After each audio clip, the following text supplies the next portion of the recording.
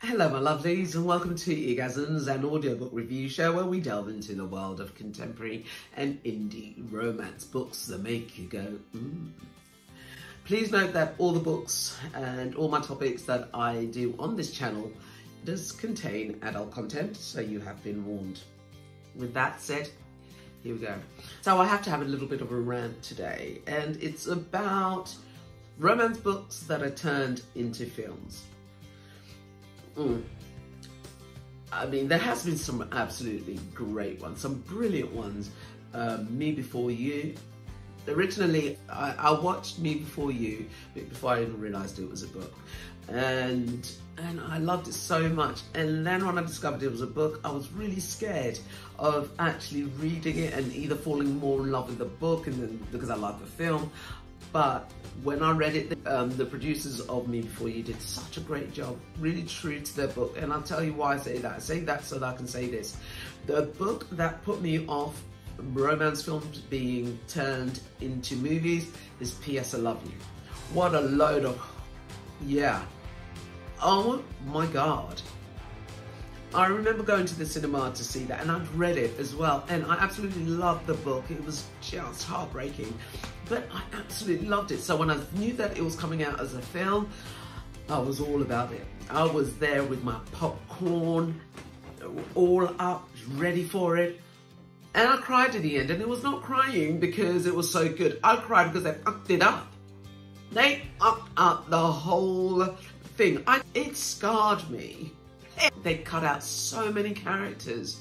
They cut out like the heart of the book. And I knew somebody that had actually watched the film and not read the book, and she loves it.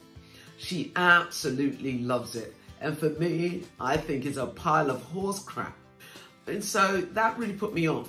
When Twilight came out, I'd been living in China when the whole craze thing had happened, and I'd come over and I'd watched the film. And I just loved it. I just absolutely loved it. And then somebody said, oh, you know, that's a book that everybody's going crazy about. I read the book like so quickly. Stephanie Meyers was actually on the set so that they could keep close to the book that the fans loved. And the same can be said for E.L. James and 50 Shades of Grey.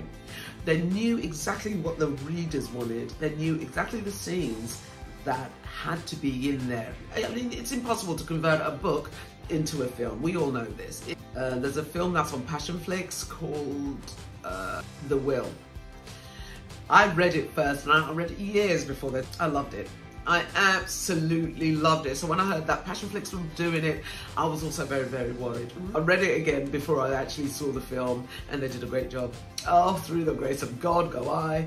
They did a really good job. The only thing is they missed out my one favourite bit in it. And I was like, no, you can't do this to me. But that's just my friend, you know, and I'm a selfish woman. You know, I wanted all my favourite bits in there. But, you know, overall, I really enjoyed it. They kept it quite close to the book, and they had great actors actually doing it.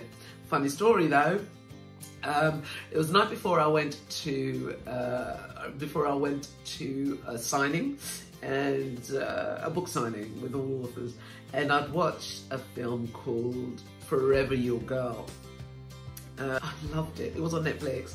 Absolutely loved it, and it felt like a book. It actually felt like one of my books. So I googled it, and it's like, oh yeah, you know.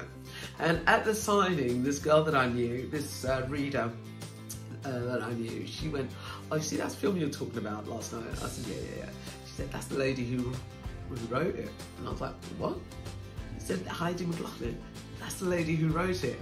And I was like, wait, that lady wrote it? Well, I got the book, I bought the book, she signed it, I read it on the plane from Italy to London, and oh my God, it was so good.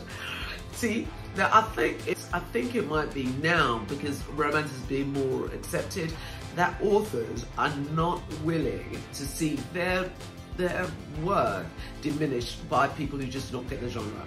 When we don't want documentaries, but yet we don't want to be taken the piss out of. You know, we understand that it is romance. We don't go out going, yeah, what do you do for a living? You mean you don't make £50 million a year, you're not a billionaire? I'm waiting for a Christian Grey. But we invest time in it, so we want to see what we've invested in. And when people are not really about the romance world, get to make film, yeah.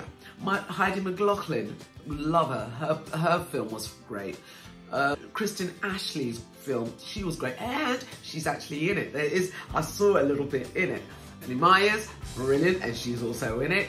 And we have E.L. James, and so I think it may be the caliber of authors that we're getting in romance now that are like, I'll put my blood, sweat and tears into this. People are not really about the romance world, get to make film, yeah.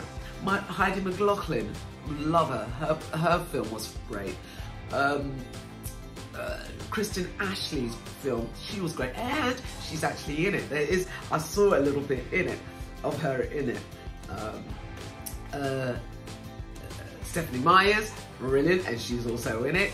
And we have E.L. James, and so I think it may be the caliber of authors that we're getting in romance now that are like, I'll put my blood, sweat and tears into this, and you're not going to do me like that. You're not going to take my fans and take out the bits that I know resonated, because this has been my baby for a while. Where before the thought of a romance film was like,